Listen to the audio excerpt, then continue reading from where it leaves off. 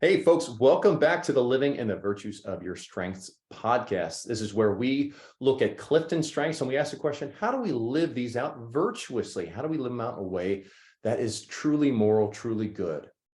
And there's a lot of name, claim, and aim going on out there. But arguably, these things in their raw form can be used for good or they can be used for evil here. So we want to tame these things so that they can not only be used for good, but they can be used for their greatest good. All right, we fall back. How do we define that greatest good? We fall back on really the shoulders of a Catholic anthropology, which is really the answer to that question. What is God's design? What does it mean to be human? And then based on that, how do we live our lives in a way that is truly happiness, truly leading to happiness, which is really a moral question at that point. And for that, we lean on John Paul II's personalism. In some of our earlier episodes, we dip into that quite a bit in episodes 1 through 5. Certainly episode 1 is a big focus. So we're not going to take a whole lot there, but we love to be able to do a touchstone back to that when we're talking about anything moral. We have to have something outside of us that's governing that discussion, and that's what we have used. Today, our focus is achiever, the achiever talent. It's pretty high on my list, and it's actually one of the most common top 5 to have worldwide. So we know that we've got some achievers that are on the call here that are going to be contributing to the conversation, but we want to always determine what drives that achiever. Specifically, we look at the different nuances and the different distinctions between those signature themes, those CliftonStrengths talents. And arguably the biggest distinction is what drives them, what motivates them. Where's the place ultimately that strength desires to rest? So we're going to explore that. And what I love about this is there's so many different nuanced ways that this shows up. There's consistencies, but there's nuanced ways based on where this talent falls in somebody's top 34. Okay. And then finally, we're going to get into the virtuous and vicious ways that this talent can rear its head. And we're going to take a look at the mindsets that are behind those virtuous ways or vicious ways that this talent shows up.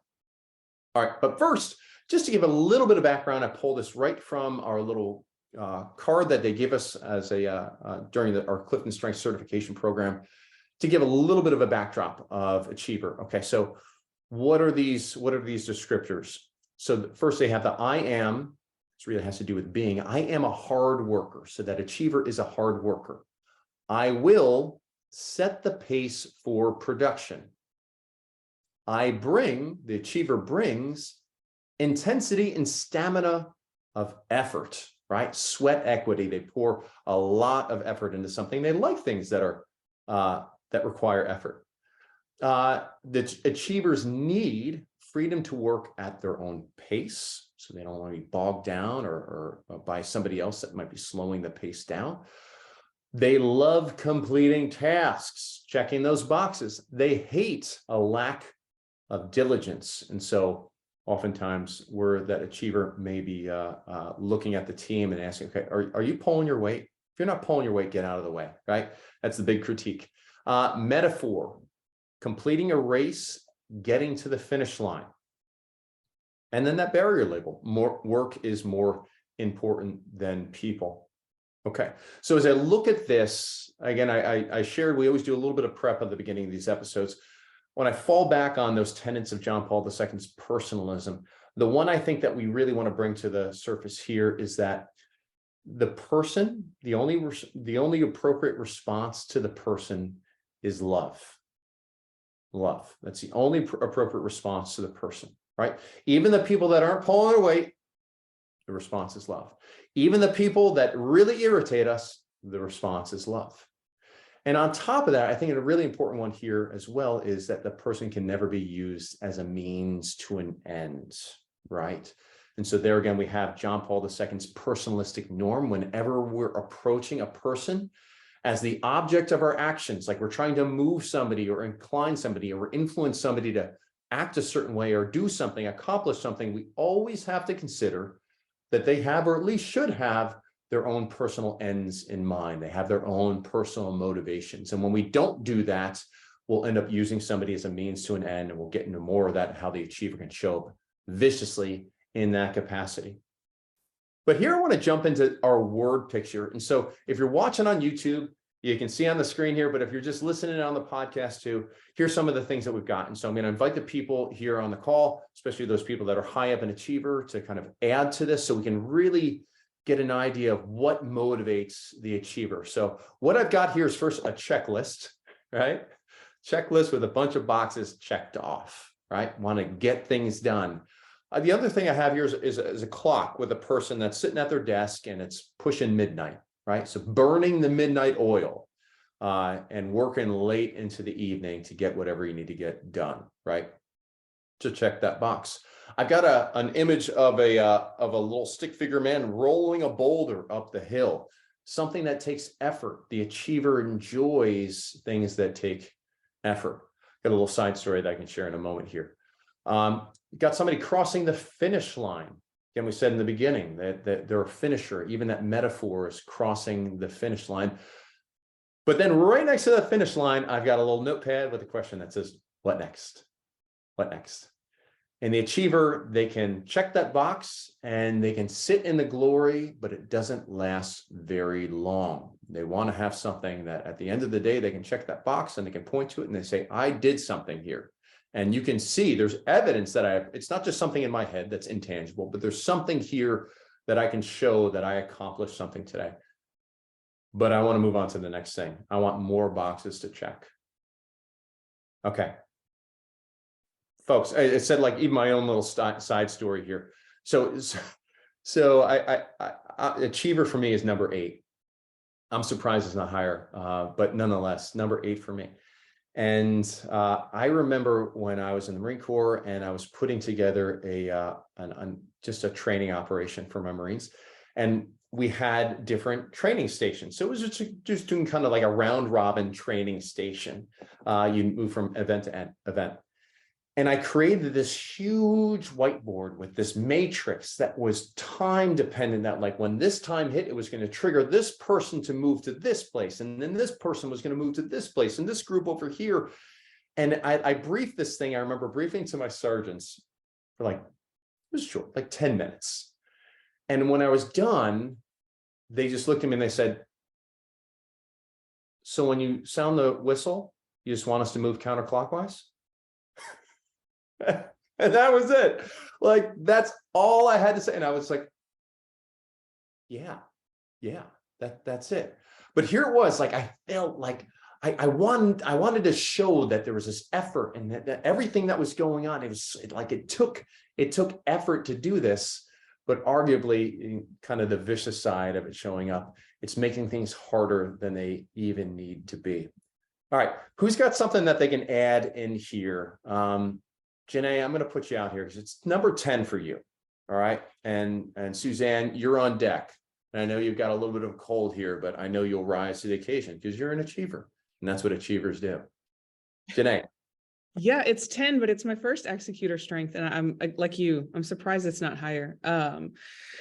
Yeah, I think this picture really encapsulates it well. I just think of how many times I have focus right after Achiever. So I think that flavors it a bit, but I will like start a project. And then I was just thinking of just Saturday, I started organizing like this little office area in our house. And it was probably 6 or 7 hours later. And I am like still at it. Like I'm just going. But then on the vicious side, I think about how it's almost like a steamroller. Like that's how I see, that's like a vicious picture to add to the driving of an Achiever, where it's like, when I'm like set on a goal, it's like, I'm going to reach that goal. Even if it means that my kids get ignored or other tasks, I'm not necessarily returning to my priority list. It's like, nope, I'm all in, I'm doing this. Especially because it involved my husband, like being excited about the fact that I was doing this. I was like, yeah, I'm like, this is all great.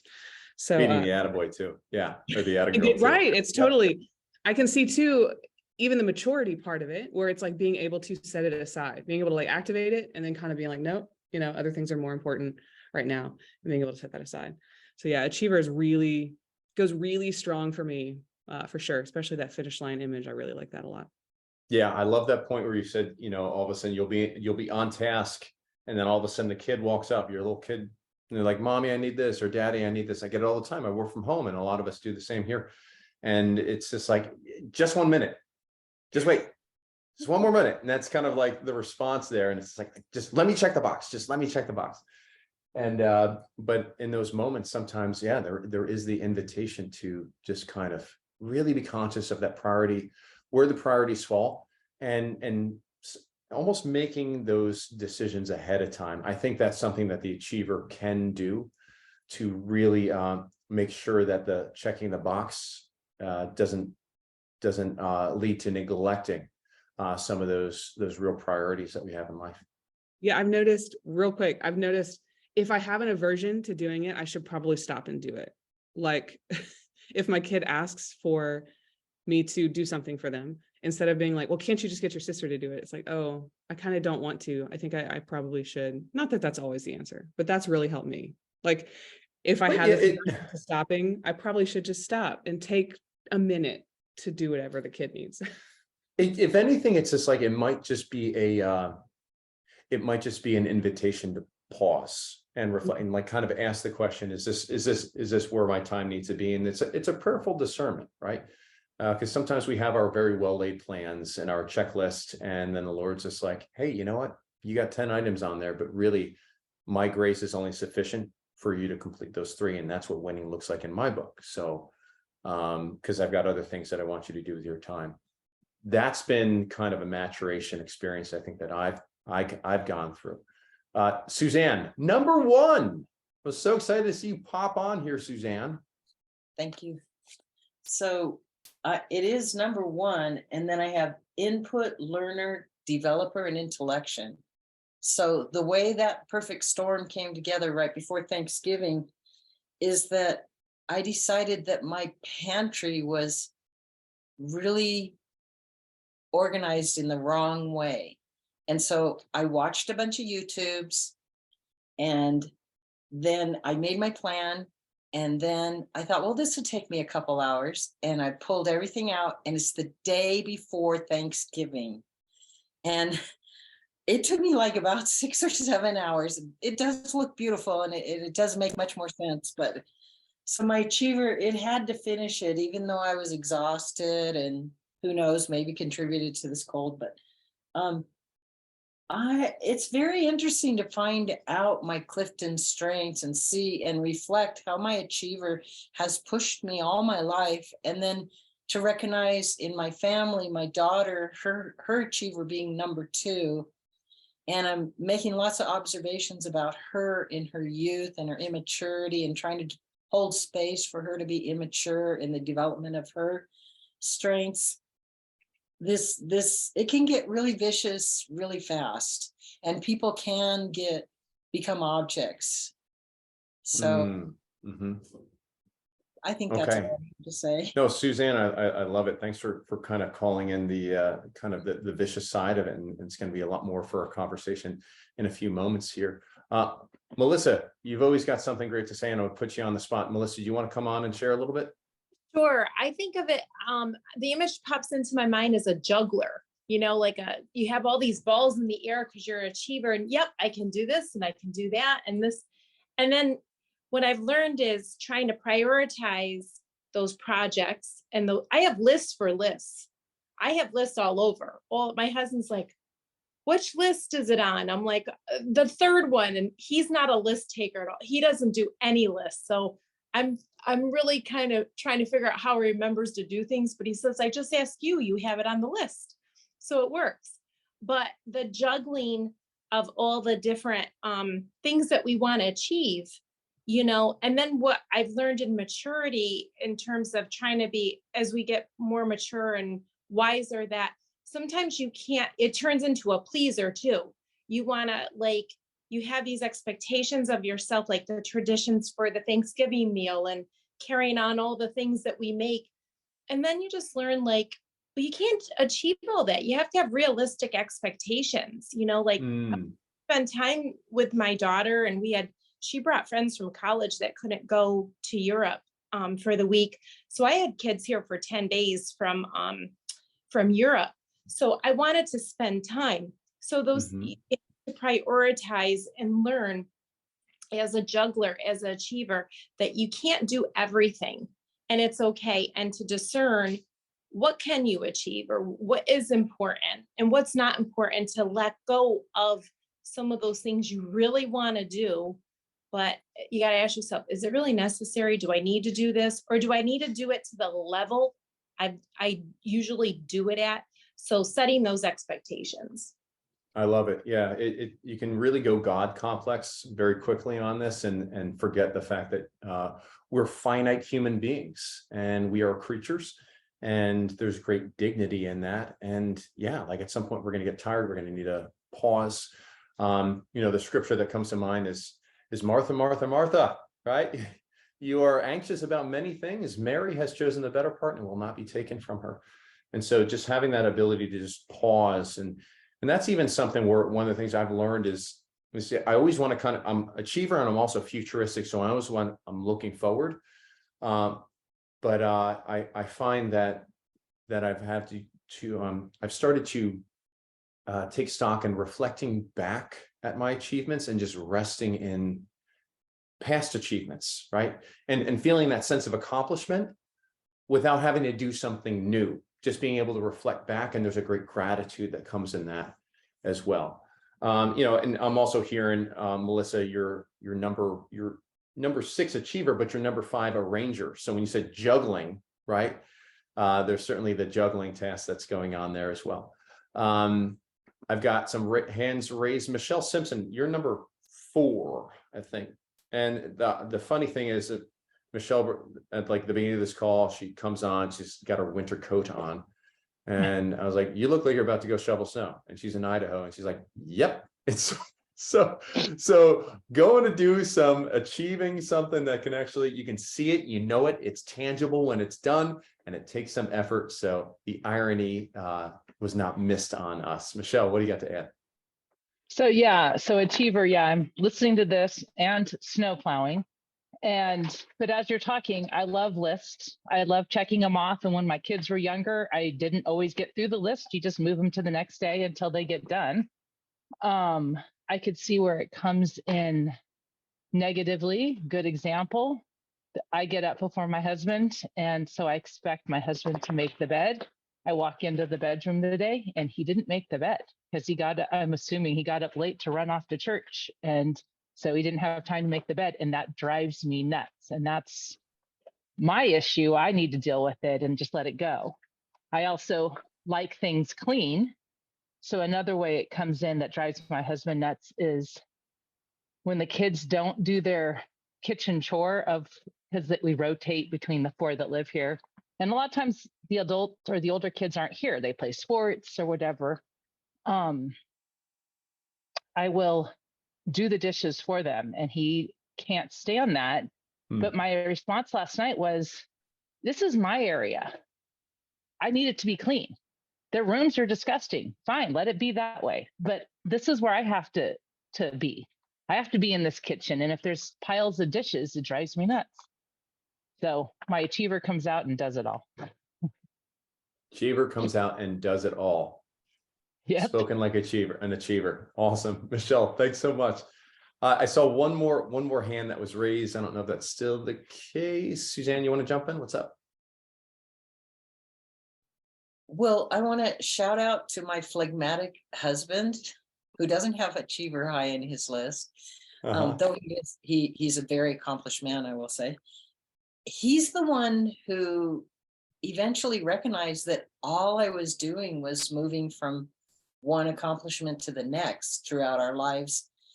And he's like, do you ever stop and just like think about what you just accomplished? And I'm like, no, it just seems like that would be a waste of time. Get on with, And so he really kept asking me to stop, reflect, think about it. Look at what you just did and just sit in it. So that's the beauty of having a phlegmatic husband who also phlegmatic, who's also got high in those thinking skills as well, and the relationship skills here. Beautiful. I love the recognition of the complementarity of in the marriage relationship as well. I even heard Melissa say something before where it's like, I think it was Melissa, her husband was like, I don't need to have a checklist. I know you got the checklist, right? And so there's a beautiful freedom that comes when we just kind of allow ourselves to even rest in our gifts. And it's just like, hey, you know what? I know it looks like I'm doing a whole lot over here, but I actually enjoy this, and I want to create space for you to do what you do best here as well. Want to move on at this point, and so what are we dancing around here? What's that motivation? So this is my take on it. I think the motivation for the achiever is to land in tangible progress, not just something where it's just like progress, intellectual, passive action, but actually taking that massive action. There's something that they can show as the fruits of their labor. They get done shoveling the snow off of the porch. They rearrange the kitchen pantry, and they can look at it and be like, okay, I'm done. Check the box. There's something where the environment has changed because of the work that they have done. What are some thoughts on this? And I know, Justin, I'd love to kind of tag you in here, man, because achiever's kind of right in the middle of the pack for you and your supporting themes. I know that I'd love to bring your intellection and some of your green skills into the conversation. Yeah, no, so the whole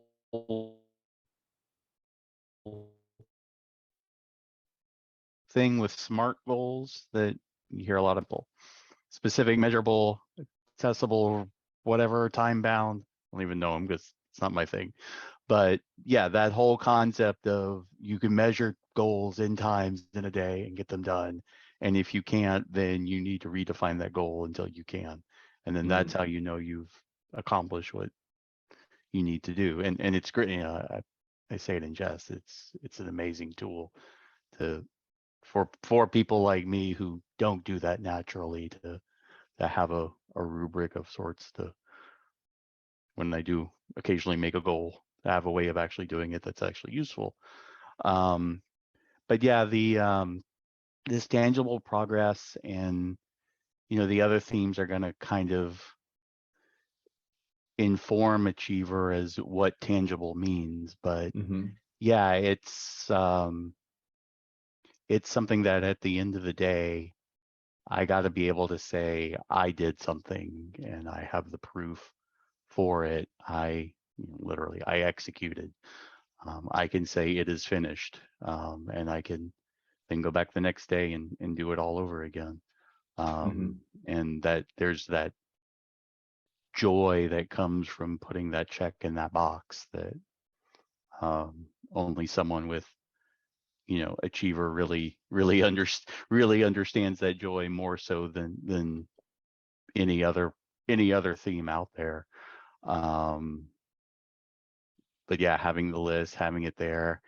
And I know for me, because it's mid-level, I know that there are things that are important that need to be done, but lists kind of hang in that almost, for me, something I can use to beat myself up with. I don't see them as a source of joy, to say the least, at times. And so I'm reluctant to make lists, but I know they're important, which I guess kind of speaks why it's midline for me. But for folks who have it high, having that list is a great thing. I mean, it's what gets them through the day. It's what gives their day meaning in a lot of ways, and that's a beautiful thing, because if y'all weren't around, then stuff wouldn't get done, pure and simple, or at least not as easily, not as quickly, and not as efficiently. Is your wife high in these execution strengths, do you find? Yeah, so my wife's Jen, who's on the line here. Oh, wonderful. Yeah. Jen, hello. And yeah, she has achiever, maybe medium, but most of the other ones are in there to take the place. So yeah, she can definitely speak to the getting stuff done things that in a way that I can. She knows that I rely on her a lot to make sure things are getting done. Yeah. I think of even the Myers-Briggs assessment, and the J, right? That fourth little piece there. The difference between the J and the P is the J really wants to get things done. And so I'm a J and Aaron's a P. And so Aaron is big on getting things started, but then kind of that sanguine personality. It's like, we know that at some point it's like passing it off, and Erin can really get a lot of stuff done. She's matured in this, but the way that she goes about getting it done is like, she sits down, she's got a picture in her head, what stuff looks like. I will, and she just goes. She's like, let's get started on this. Let's not waste time putting together a checklist that's going to guide our progress and how much time it's going to take. That's what I'll start at building a spreadsheet, or I'll start at putting the notes down. And my favorite thing to do is put a little box next to something. Because every time I put a little box next to something, I get a little jolt of dopamine every time I put a little check into it when it's done. And so I can see kind of at the end of the day, look at my calendar and see some of that tangible progress that's there. But I think there's a beauty in understanding that achiever is somebody that can pair up very well with somebody that's high in that activator, really good at getting things started. But if you're not a high achiever, but you're in a role, or you're in a place where people are looking for you to check a lot of boxes and get things done. I've had employees that before I knew strengths, I hired them to be in those roles, and it was soul crushing for them. I mean, would have to psych themselves up to get the work done. I see a hand up. Janae. Unmute, Janae. Thank you. I clicked lower hand, but not the unmute. It's interesting. I've been thinking a lot about this recently, because I feel as though Michelle one time mentioned to me how like the strengths can be like a boardroom of people. And that's sort of how it feels in my head sometimes, because achievers 10, but when it's on, it's like really on. And so what's been tricky for me is to navigate like that inside of me, that achiever that loves to accomplish things, but then that activator and those other influencing strengths that love to start things. And like, really, I'm just sort of beginning this process of understanding how they can communicate better with one another, to like actually not, because sometimes like Justin was saying, the to-do list is like overwhelming and I feel like it's like guilting me, but then other times it's really exhilarating. And so for me, it's also navigating that process of like, the achiever is like looking down on the other parts of me. And when I'm like getting wrapped up in that, then they're like, oh, they're hiding because they don't want to get shamed by the achiever inside of me. You know what I mean? Anyway. That's interesting. No, it's very interesting. Been rolling in my mind a lot lately. Yeah. Yeah. No, I got it. Suzanne, you got a hand up. I wanted to make a comment on something Justin said, which he said that our other strengths inform the achiever what is a good tangible goal to have. I thought, wow, that is so true, because achievers can achieve and just achieve whatever. But the part of maturing for me is to be sure I'm picking good goals to achieve before I start putting my effort in. And I love how, as I grow in my understanding of what my Clifton strengths are, that I will watch, like Janae said, the boardroom of my other strengths, talk to my achiever and inform them of good goals, inform it of good goals. No, I love that. Something that comes to mind is you're saying that saying we had in the military: slow is smooth, smooth is fast. And so it's even something that the achiever that wants to be moving, wants to be checking boxes. I've realized that I need to actually create thinking time in my day to inform what boxes, what tasks to put out on the paper. Otherwise, you can labor all night and catch nothing, right? And so even also, like I'm going right now through, and maybe perhaps some of you are also going through the St. Louis de Montfort's Marian consecration, total consecration to Jesus through Mary. And one of the things that he says in that is that by consecrating ourselves to our Blessed Mother, we are able to advance in the life of holiness much faster than had we not gone with Mary. So what might take somebody months to do, and it'd be very grueling efforts, with Mary, that easy way, it can happen very quickly and with much less effort. And so when I think of even what motivates me, my choleric side of me, I'm very much motivated by efficiency and getting things done with the least amount of effort. And so I kind of that was something that appealed to me as like, so there's times when I'm doing this consecration, I'm just like, okay, like, what's really my why behind this? What's driving me to really desire what St. Louis de Montfort was so passionate about here. And it kind of hit me this morning, was just like, wow, this simpler way, this motivation in my choleric temperament to rest in efficiency. That's personally how it shows up in my life. This is the most efficient way. And going to Mary, who knows the way, Jesus, the way, more than any other creature, is here to help and here to inform me of the way, and inform me literally on what boxes to put on my to-do list to check. So exciting stuff there.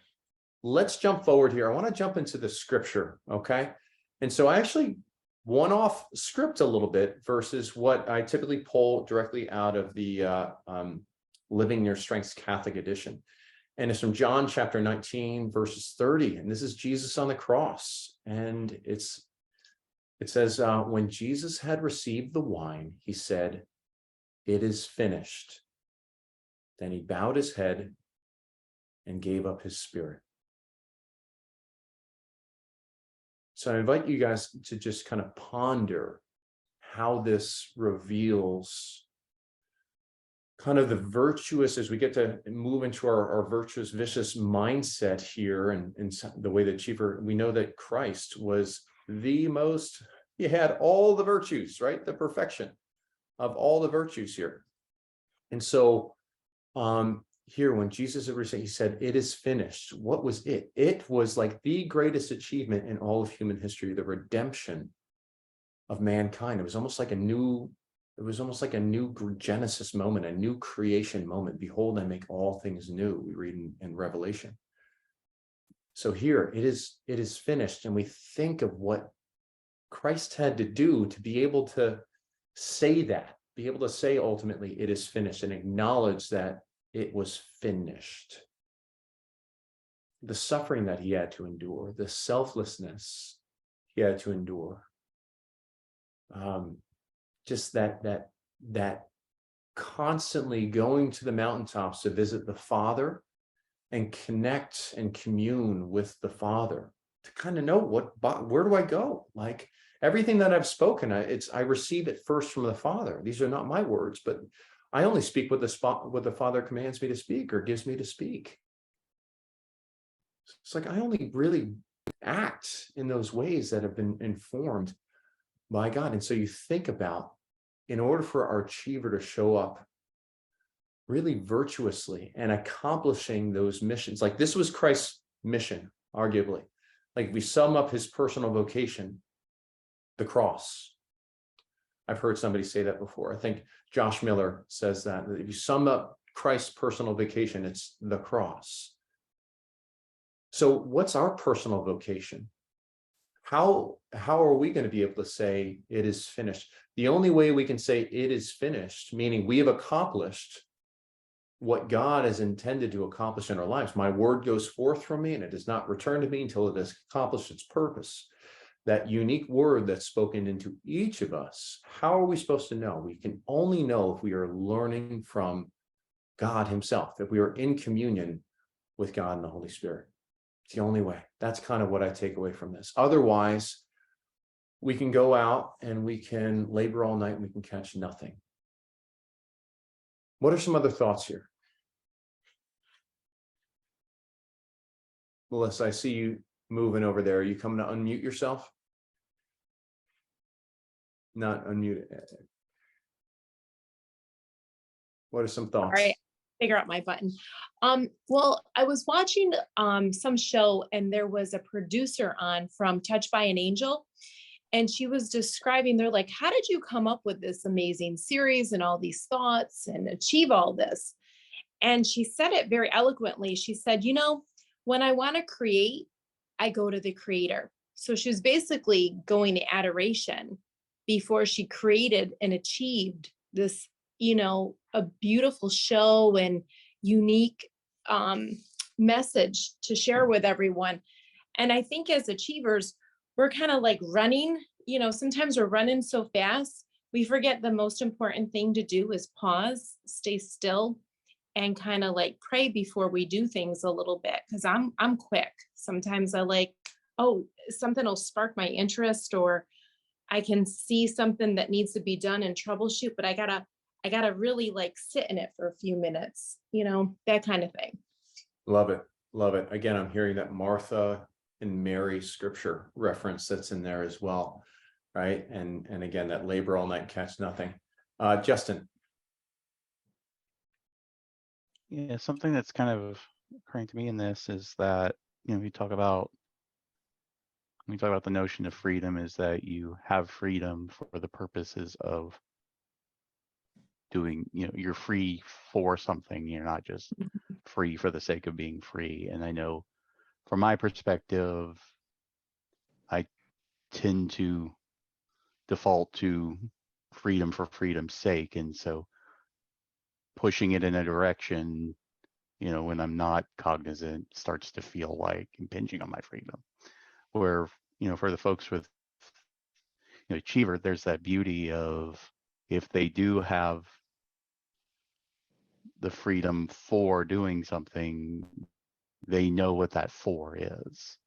But Mhm. as long as they have that for in mind, you know, there's no end to what they can accomplish. It's really beautiful. You know, the danger is that they forget they're free, and that they're just accomplishing because they have to. There's no, it is almost the opposite of the problem I tend to deal with, where it's accomplishment for the sake of accomplishment. And, you know, what the scripture completely, you know, brings to light is that, yes, there is no greater single human accomplishment than what he did, but he didn't do it because he had to, because he wanted to. It was, you know, all done purely in gift. And so when, you know, from my side, when I'm willing to provide my gifts towards an end, with going to require effort on my part, and then from the other side, when that effort is for something and not just for the sake of itself, I think that's when we, in some small way, daily try to do something in line with what he did. So. Beautiful. Beautiful. Yeah. I'm sorry, as I'm listening in to what you're saying here, Justin, also sort of move into kind of the virtuous and vicious sides that I think we're gonna, what I have on the screen here, we may adapt it a little bit, because what I'm hearing is that, you know, hearing what Christ did when he says it is finished, yes, great achievement, but it was not for any sort of accolades. There's no intention, there's no self-aggrandizement that was there, even though that, you know, because of this, God greatly exalted him and bestowed on him the name that is on above every other name, as we read in Philippians 4. But it was complete self-gift. And again, this falls back on that personalism from John Paul II. How do we live our life in a way that brings about true happiness? Well, we know that we're made for relationship from our Catholic anthropology, man and woman, he created them. We know that we are endowed with this freedom in our imago Dei, that we get to choose and be in some way self-deterministic, right?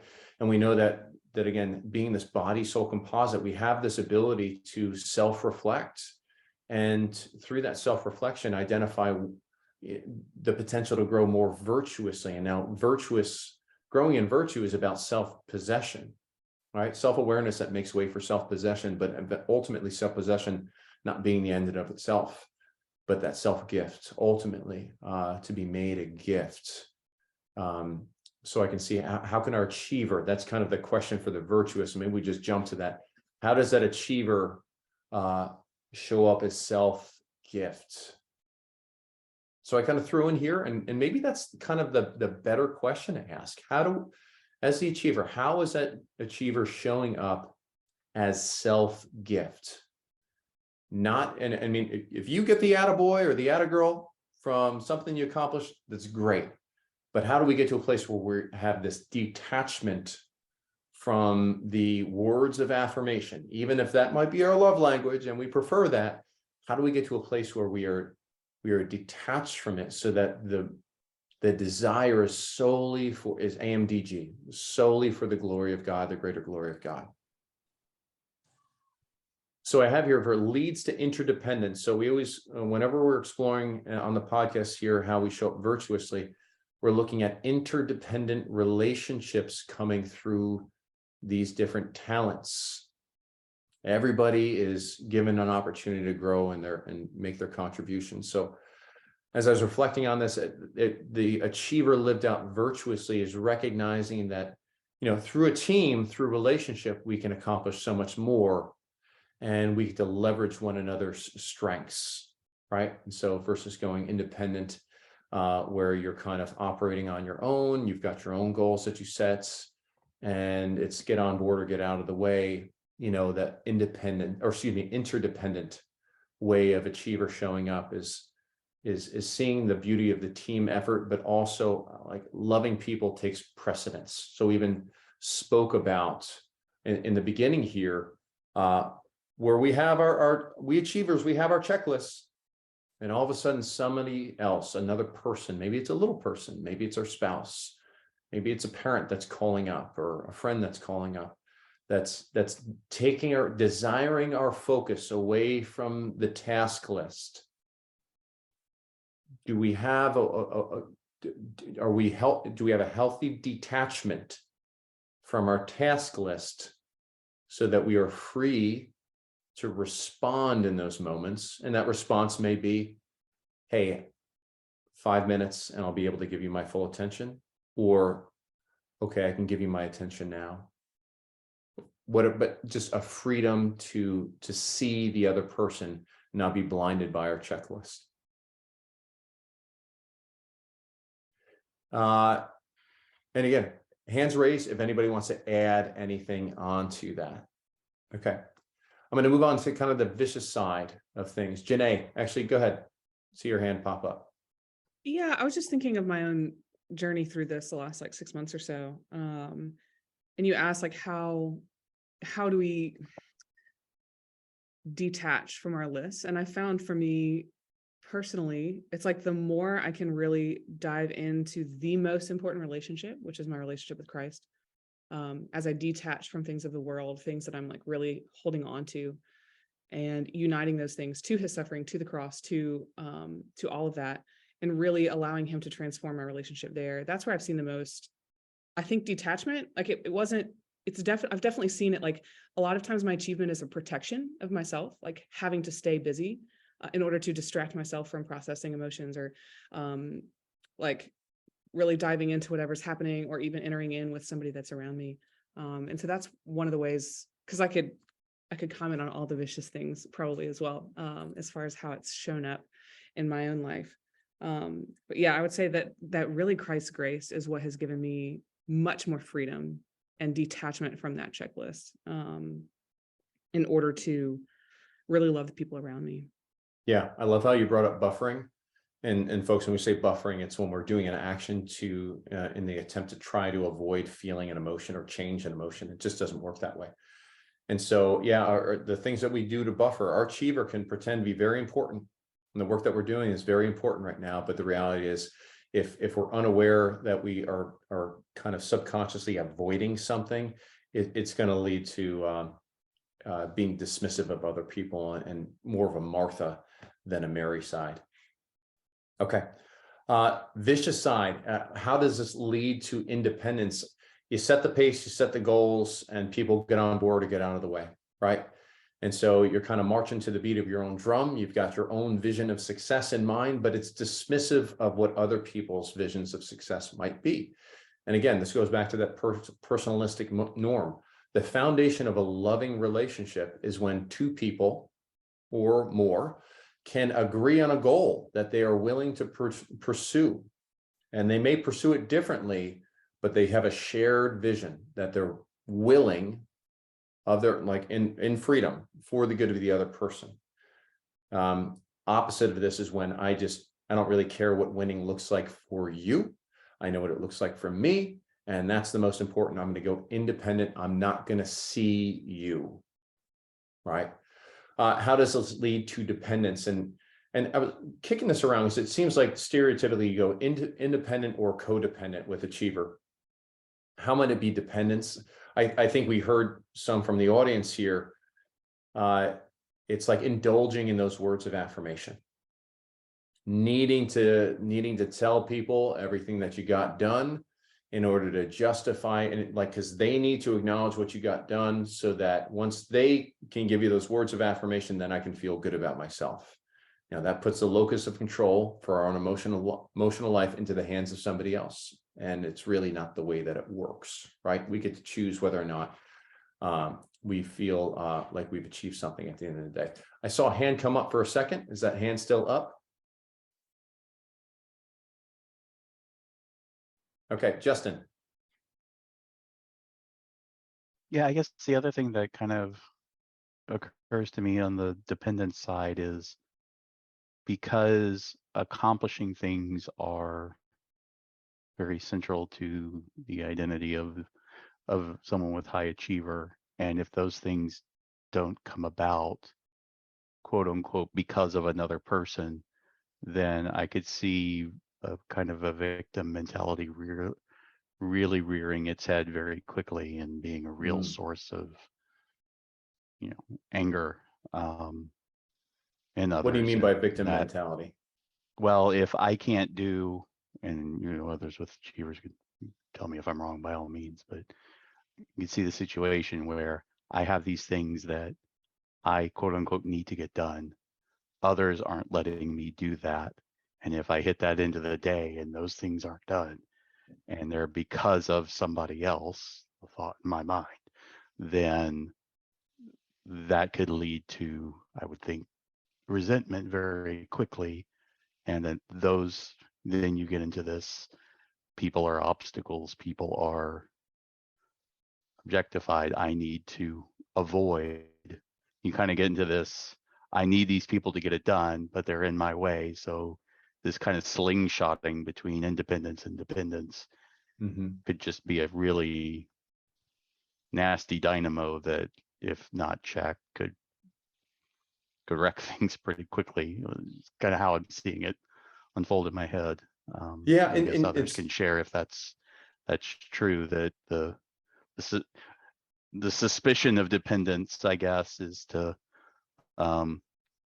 really where it comes in. And so I guess if that makes sense, what I'm saying. Well, yeah, it's like I need you to create this space for me in order for me to check this box, and or I need circumstances to be like this in order for me to be able to get this done. And it really, and what that does is when the circumstances are not conform to that ideal, then yes, it can go very you can lead to resentment. I saw some thumbs up around here. Janae, is there anything that you want to build on top of that, or is that just kind of like you nailed it?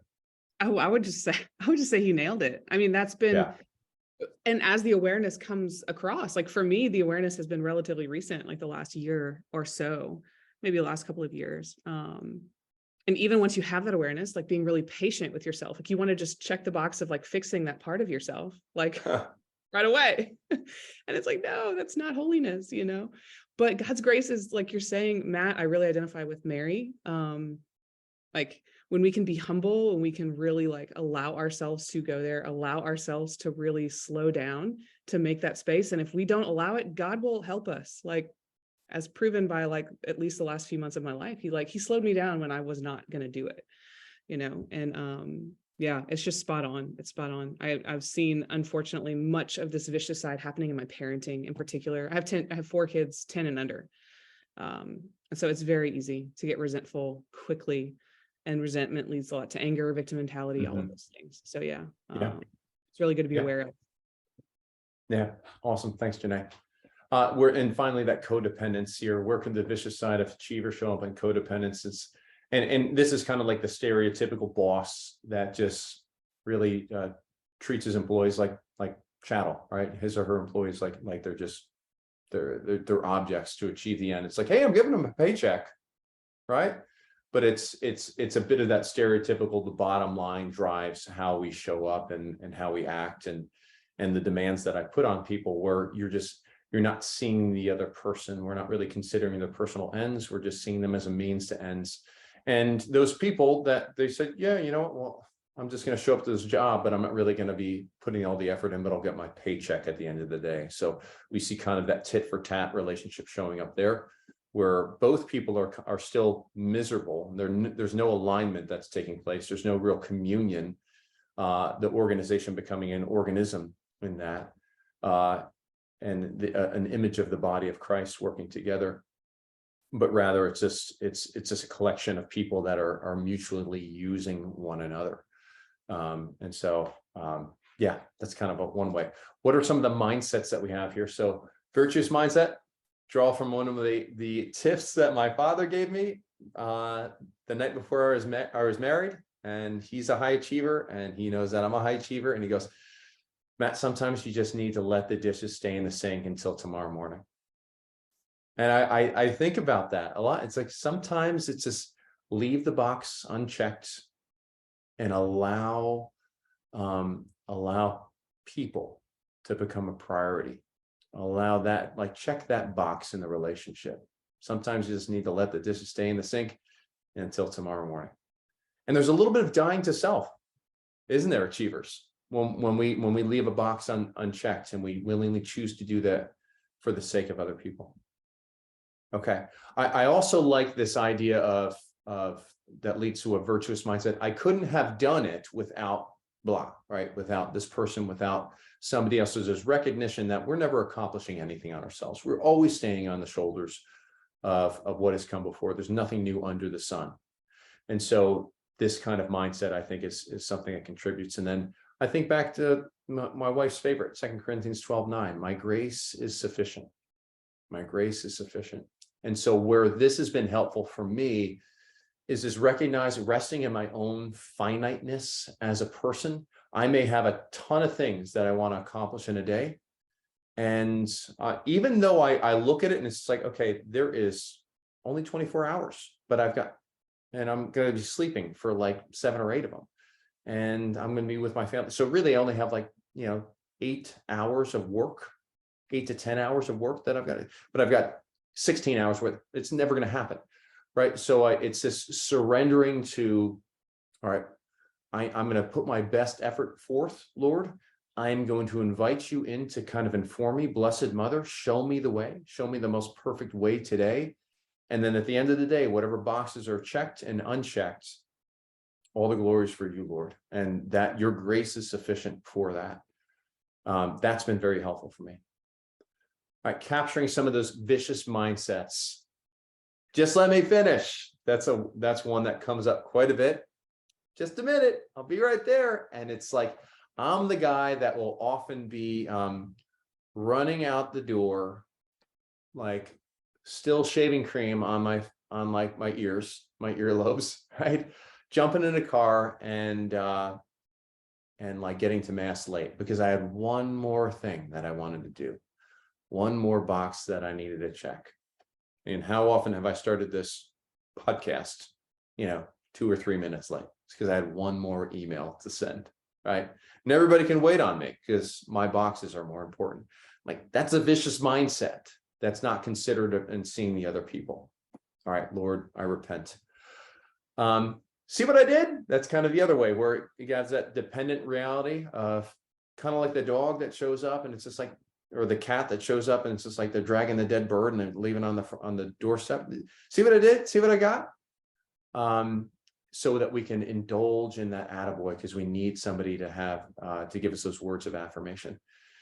And then finally, that codependence, it's like, hey, if it's good for the bottom line, that mentality where it's no, the ends justify the means.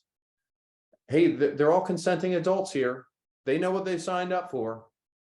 But when we're lacking consideration of the person, when we're seeing this as an objective, we're violating that tenet of John Paul II's personalism. The only appropriate response to the person in any circumstance is love. Love. And where do we start with that love? We start with identifying what drives you. What is that motivation? What is your end state? Well, that personal ends that you want to achieve. And if it's in line with my organization, amazing. Let's work to it. I want to support you. We can work towards that together. If it's not aligned with the organization, that's okay. I'm not going to force you to choose this.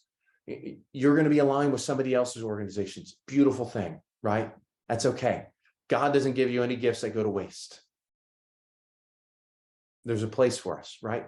So these are some thoughts on just the mindsets behind these things. Folks, what do we think?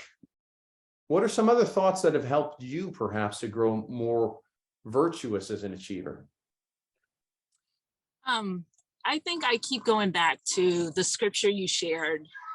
And when you first said, Christ said, it is finished, my mind said, in my unvirtuous way, I'm done. Like, I checked off the box and I steamrolled over whatever was in my way to accomplish it. And I think the virtue that Christ shows us is, I completed what I was created for. Mm. And Ooh. that changes, I guess, our perspective in how we accomplish those things. So achiever is low on my list. It's 27, which really surprised me, because everything you say about achiever, I relate to. But then I realized I have like 5 other executing themes that are in my top 10. So high execution.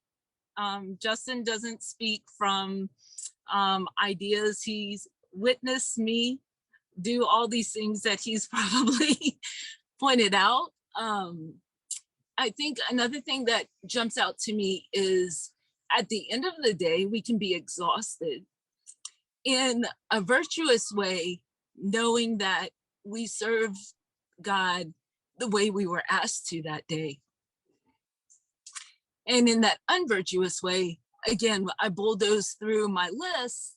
I don't know what it cost other people or how everyone else felt, but I accomplished what I wanted to. Mm. And the third thing for me is going to Christ with my list, because I love lists and I have a list of lists, and every page of my list could have 3 lists back. Like, but writing that down and just bringing it to God, like, this is what I think I want done, or I need to do, or I want to do, whatever it is, and presenting that to him and allowing him to kind of take that wheel, take control, and really be guided by the Holy Spirit. And it helps me on the day-to-day basis of when my kids come up to me and ask for something, or some random thing happens and totally throws me off, I can be more willing to go in that direction, because I have surrendered that to God already. And it allows me, okay, this is more important right now. And I feel better. I'm exhausted, but in a more virtuous way. I don't know how else to say that. I feel good about being exhausted because I feel like I really did give it to God and let him lead me. I love the book in the School of the Holy Spirit, or In the School of the Spirit, Father Jacques Philippe. That's the one that kept to just, learn to listen to the Spirit guiding you in all those things. I love that idea of baptizing your list, like presenting it, and it's like, hey, this is what, and it's very similar to in our Metanoia Catholic Journal that we've got, exercise 3, where we come up with that image in our mind of this goal, what success looks like, where we feel the Lord is calling us, but just continually surrender it to the Lord and say, okay, like, this is what I think you're laying on my heart. This is what I think winning looks like. This is what I'm going to move towards. But Lord, like, I surrender this to you. I give you permission to perfect this image that really is the object of my pursuit, that really is, pursuing this excites me. Like, I feel like I'm living in my personal vocation when I pursue this. And Lord, you made me this way, right? You made me to be a person that enjoys checking boxes. So I don't think you're calling me to just abandon the checklists with this, but rather, like, what does it look like to just really baptize and have that healthy detachment from our checklists, so we can still see other people as we're moving forward, as we're checking those boxes. Okay. Jen, love it. Thank you so much. Folks, any other closing thoughts here as we get ready to wrap up? Melissa, what's up? Well, I think 2 inner achievements that it is important to discern the world wants big achievements, to be noticed and everything. And I really like Saint Therese, do little things with great love. Sometimes our achievements don't have to be great. We don't have to be recognized. All that's important is that God sees in our hearts what we're doing. And I try to express that to my kids too. You don't have to be the best, just do your best. God just wants us to show up and do your best. And I think we put a lot of pressure on ourselves to not be noticed by others or praised, but you want to give it too much sometimes. And I really like that little quote because it keeps us humble. We have to stay humble in our achievements and have humility. Beautiful. Melissa, thanks. Sean, what's up? Just a quick thing. I am one of those people who's very low in the achiever. It came up as my number 31 out of 34. And so it confused me because I have actually achieved things. And so I know I worked with Coach Michelle on this a bit. And so I'm wondering if you can address how in this concept, the word achiever in the CliftonStrengths means something that on first glance, it doesn't mean you don't ever achieve anything. It's just that you use your other skills or your other strengths, let's put it that way. This has been so interesting to me because it's made me like, well, wait a minute, I accomplished that, or I did some major projects, but I realized, and this is something you said to me once, Matt, about how when we are using our gifts and we use it within a team and different people's gifts come forward, that's how we can experience different parts of our gifts or our strengths rather. So I wish you would speak to that quickly if you could about the word achiever as it's used in Strength Finders, and then how it shows up in our life as we're using our other all of our strengths. Sure. And I think that it's important to know, like, okay, what is the report sharing with us?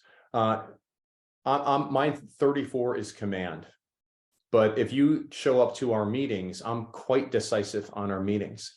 But the difference is command will show up and they will be decisive, but then they'll leave, right? Where kind of my responsibility has a way of showing up, and achiever has a way of showing up, being decisive because I know we need to get something done. And then I kind of walk with it and I see it and I supervise through the end. So you may not, so the achiever talent specifically is one that the person they wake up in that morning and they see a checklist in their head and they're so excited to go and check things off at the end of the day. It doesn't mean that you're incapable of achieving something. Again, like I said, Erin, she's also quite low in terms of achiever on hers. But goodness gracious, she's built out an entire certification program. She's accomplished a tremendous amount, certainly achieved a lot, but she's also leaned on, in some very practical, tangible ways, leaned on me, leaned on some of the other members of our team in order to accomplish that. So yeah, Sean, I don't know if that kind of addresses, but yeah, it's everybody's capable of achieving something here. Good. And Janae, final thought. Real quick. Yeah, I've just been thinking a lot this week, kind of on that note of what your other strengths when they show up, of how can I humanize my achiever strength a little bit more? Because I do feel like it can, like we've talked about here, can be kind of steamrolling. And that workshop we were doing with the Beyond the Basics really has gotten my wheels turning about my motivations. And as a sanguine melancholic, I guess I could say, it's like we talked about earlier, what are your other strengths? What are they around it? How can we like pull on those? And for me, like when I looked at my week this week, I'm trying to accomplish a goal by a certain date and this weekend. And I kept coming with this like busy, I'm busy. It's like, no, that's actually not helpful right now. It's like, how can I connect? How can I really connect with other people? because I'm 6 connectedness. And so I think being able to look at that and being able to pair it, and that's where our unique call to sanctity is being able to pair that with those other strengths that we have well. And it's just an experiment. I'm just kind of seeing how it goes. And, you know, maybe next week I'll change the thought to something else, but I love it. another thought for those high achievers out there. I love it. I love how you said unique call to sanctity. And we've been talking about personal vocation here. I mean, folks, strengths are the how. To answer the question, how am I going to show up and accomplish something? But the something that you're going to accomplish is something that is deeply personal.